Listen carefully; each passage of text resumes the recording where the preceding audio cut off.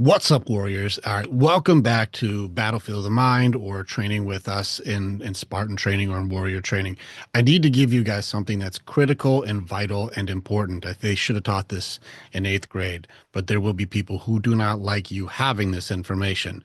But I believe that it's of vital human importance that we understand what I'm going to teach you today, because what I'm going to teach you has been one of the main weapons in curing some of the hardest things that people are going through today. Depression, anxiety, addiction, PTSD. We got doubt, hopelessness, suicidal thoughts, body dysmorphia, worthlessness, bipolar disorder, attachment disorders, generational curses, shame, and all of the things that come with all of these elements. And if you learn how to do this thing, it makes it so those things become extremely beatable and very, very manageable. If you understand what I teach, good psychology, good therapy, good psychiatry, if you're good at this, it doesn't create dependency. And I'm going to teach you something that when you start to learn what I'm teaching, you won't need dependency on someone else for you to be able to grieve or go through hard losses. Now, with that, I remember seeing Tony Robbins live, and he said the hardest thing for human beings to be able to go through is loss. He says the hardest thing that people have to go through. And with that, I took that as a personal challenge of, well, then I'll get good at the hardest thing for people to do. That's what I'm going to do. And so my mastery goes into grieving, and I want to show you how in just a moment here. This also goes into the element, if you look at Dr. Joe Dispenza, where he said, if you can think yourself into depression or anxiety, if you can think yourself into hopelessness, if you can think yourself into suicidal thoughts, if you can think yourself sick, then can't you think yourself well? And I took these two elements of what these great men have said, where he says that loss is the hardest thing for human beings to process. And then if you can think yourself sick, then can't you think yourself well? Let me show you that when it comes to going through loss and going through grief, God didn't make a mistake with you having to go through your grieving systems of denial, bargaining, anger, and sadness to get to acceptance. You're not built wrong, but they're teaching it wrong. And I'm going to show you a better way. So first, let's go through the hard one. Let's get the toughest one, the one that gets everybody, the mind side element of it, denial. Okay, I want to get through denial first. Denial, if you guys aren't aware, we have deep trainings on denial, but denial is where I don't want to deal with the reality. It's the war with what is. I don't want to deal with this right now. I don't want to talk about it. I'm going to suppress. I'm going to push it down. I don't want to get involved and get into what it is that's going on with me. So I'm not going to talk about it. I'm going to do anything but. Denial is a very, very, very, very hard one to beat because it also gives the gateway to addiction. It makes it so radical suppression of truth in yourself, and it creates the masks of protection that will do. Denial is a gnarly one. It's probably the toughest one. And so, well, what's the opposite then of doing all of the retreat, the suppress, and the hiding? The opposite of that is truth. And we have to work into acceptance of every element of our grieving.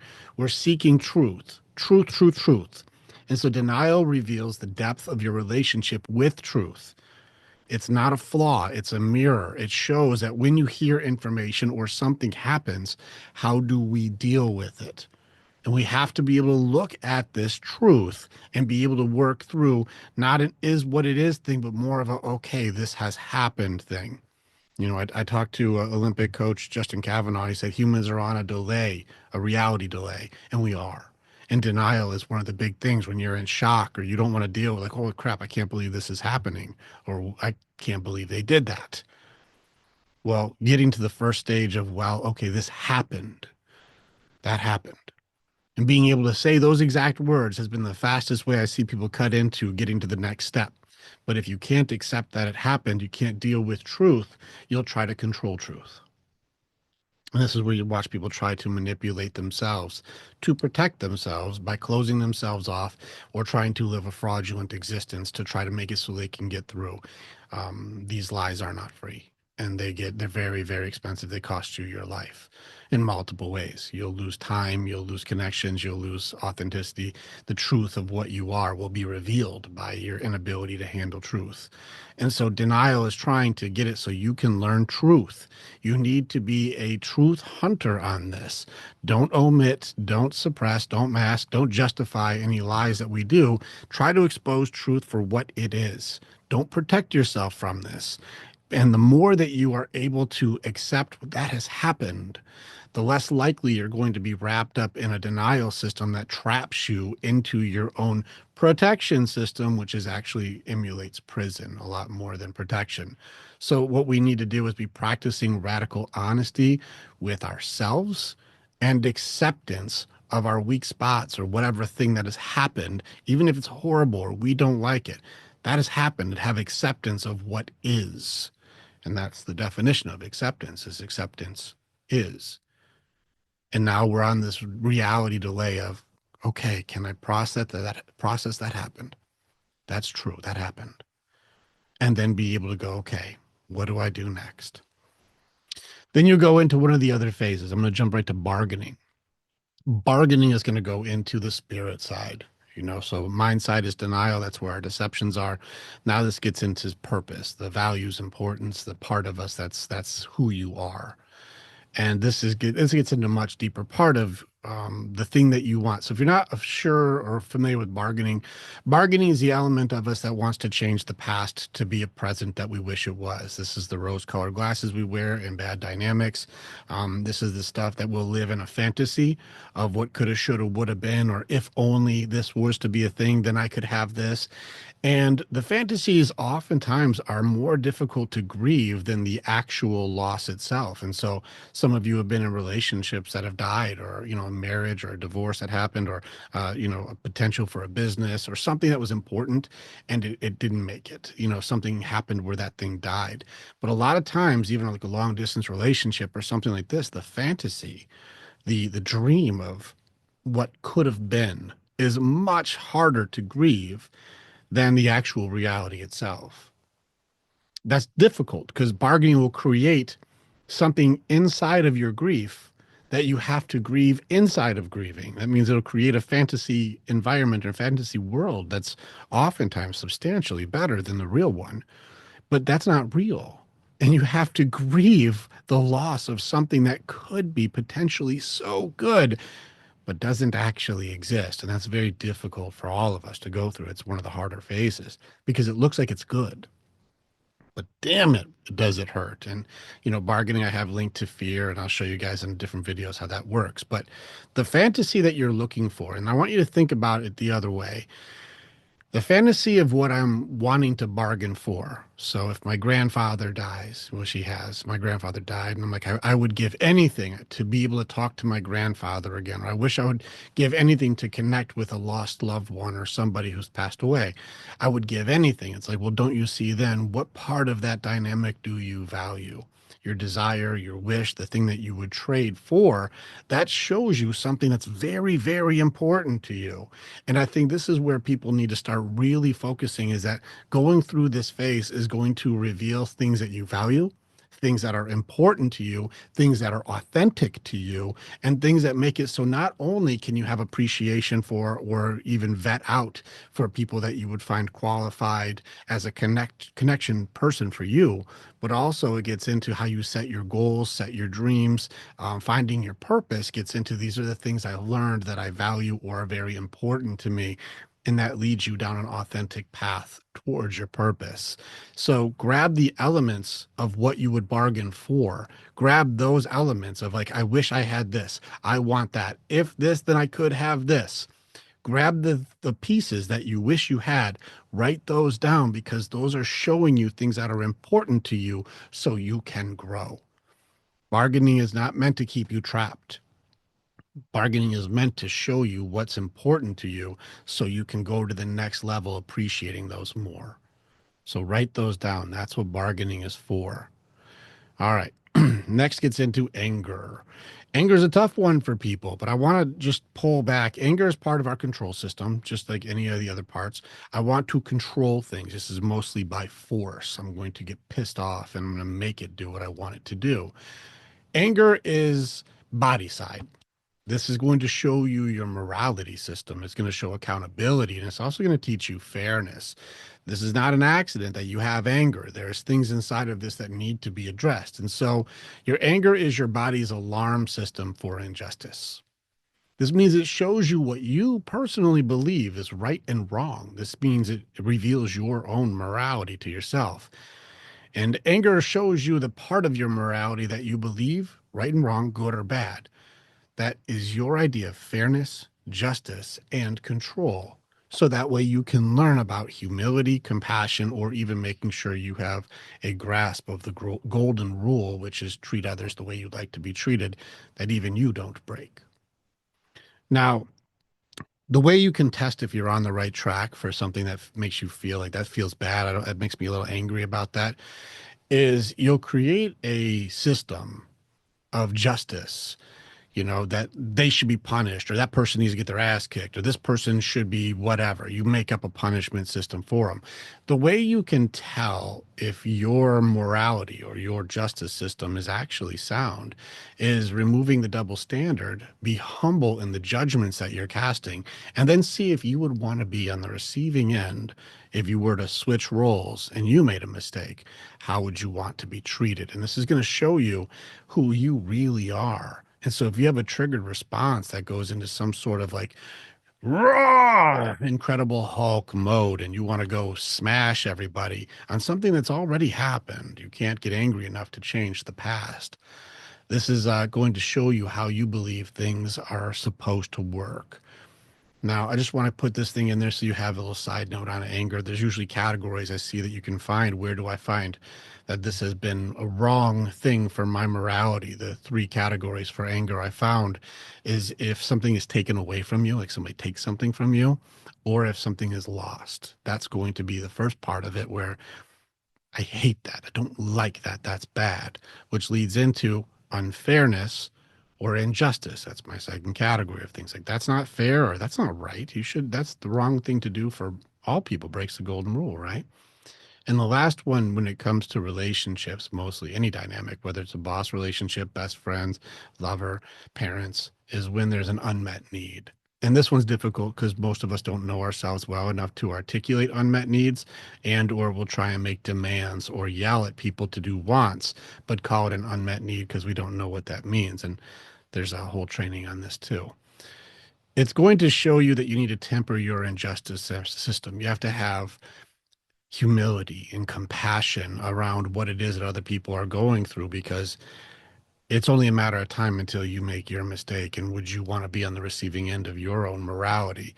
This is an eye-opening question because it's going to show you, are you going to be a person who uses your anger to justify a promotion you've created by your self-righteous, you know, anger system? I'm mad, so I'm in charge. Like that shows you're not in control of you, so you should be in control of others.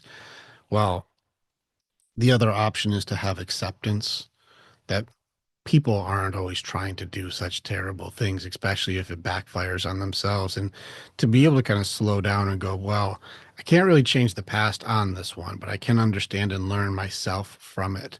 And it teaches me what I believe is right or wrong. It teaches me what I believe is fair or unfair. And it teaches me to be accountable to my own actions or emotions around how I try to control things. And anger is a very good revealer of ourselves and is a lot of lessons that you can learn from your trigger of being upset. It's a good thing. It's a powerful thing. And so use it. This is not bad. Anger is not bad. It reveals you to yourself. So pay attention to what the lesson is. So that way you don't stay stuck trying to control people instead of understanding yourself. Now let's go to sadness. Sadness. Oh, the depth of despair. This is heart side. Now, your sadness is going to be the depth of your heart. And I think you guys need to understand that having your heart broken is necessary. I talked with Kurt Blackson on this one, and he was showing in his book something I agree. And we adapted the concept of kintsugi, which is Japanese art for You break the bowl and then you put it back together with gold inlays, and the gold ends up becoming the strongest part of like the mortar of your broken bowl or broken plate or whatever it is you do. Well, we use this for your broken heart, and you put your heart back together. What sadness inversely shows you is the depth of your ability to love. It shows appreciation, it shows empathy, but deep, deep, deep is how deeply you can love. And the more your heart has been hurt and the more pain that you've had in your heart, it also makes it so you can empathetically connect to people going through difficult things. And it makes it so you have a greater propensity and ability to love. And so your sadness is proportionate to your depth of love. And so keeping your heart broken will make it so you can't fill it up. So you have to put it back together, and then it's bigger and you can hold more love. Sadness is our heart's cry for healing and reconnection. It teaches us how to love more deeply. And I want you to understand that being sad isn't bad. Being sad is the path to being able to love. It just shows your ability to connect. So, our responsibility for the healing element is we have to put our heart back together. You have to take the time and the skill of being able to, like, my heart was broken, and that's okay. I'm sad, but I'm going to put it back together again because none of the things that have happened in your past is meant to be a disorder or an identity. It's supposed to be a lesson that's learned. And that's what this is going to teach you is just because there was a trauma or a tragedy, it doesn't mean that that's your identity or a disorder. It's your ability to be able to learn and grow through these, which shows your ability to be able to love deeper or connect deeper or know what's important to you or build your morality or understand how to handle the truth. So the more that you go through sadness, the more you can connect to somebody else's sadness. You don't have to control what's going on and you don't have to be like them, but you can understand. I know what it's like to have my heart broken. So if you have a broken heart, I can connect with you on that, even if it's a different circumstance than I've been through. The depth of your sadness pushes the depth of your ability to connect. It pushes the ability to love. And the more you rebuild your heart with gold, the larger and more sturdy your heart becomes until you have a large heart of gold. So your compassion, your empathy, your connection becomes stronger, making your appreciation for what you have in real time, it makes it more beautiful. Because if you're so scared of how much it'll hurt your heart to lose something, it should also inversely make the value of your appreciation and gratitude in the time that you have it right now much, much higher. And so, for those people who close off their hearts and shut down their emotions, thinking that that somehow makes them good, it actually is eliminating the ability to love. And that's a very hard thing for me, too, because this was the part of me that was the shut down my emotion for crying, convert that into anger, because anger was how I would cry. And then I would have like just this rage all day that I didn't know how to deal with, which inversely meant I was unbalanced. I had a repressed heart and I wasn't able to actually love. And I had to open this all the way up. And once you can really truly surrender to the love element and put your heart back together, life is different. I think love becomes the greatest ability that humans can be. And when you understand that, you start seeing purpose through all the things that we've ever tried to do. And so being able to seek balance for mind, heart, body, spirit gets us to the acceptance element on every part of us. So denial, bargaining, anger, sadness to get to acceptance, these are not an accident. God didn't fuck up and give us something that we can't do, or we're messed up, or you have a disorder or a problem because you're grieving. I'm telling you, when people learn how to do this, you become free. You don't have disorders anymore. You don't sit in fear anymore. I will grieve through difficult things because I understand that I don't need to hide from this. I don't need to be in denial because the truth is, and I just need to process that, learn from it, and accept these things to make it so I can then make good choices. We have free will. You have good choices that you make from being able to accept things that are.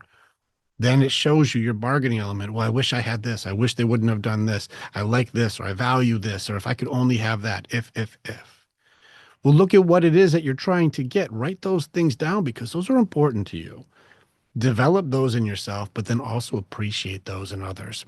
Those are very good connector points for people who have aligned values and higher standards. This is good. It's good to know that about yourself. Anger teaches you how to be more moral, more fair, more just. Become a better person because you know what it's like to be around somebody who doesn't have those systems. And you get to raise your level of integrity and morality by being good instead of being controlling or manipulative. It's not good. Then you start going into the sadness. And your broken heart is not an indicator of your inadequacy. A broken heart is the indicator of your depth of compassion and be able to love deeply, be able to be empathetic with people who go through hard things. And if you're not able to be empathetic to any member of your pack or your family, this is an indicator of where your heart is not okay, not how they're not good enough.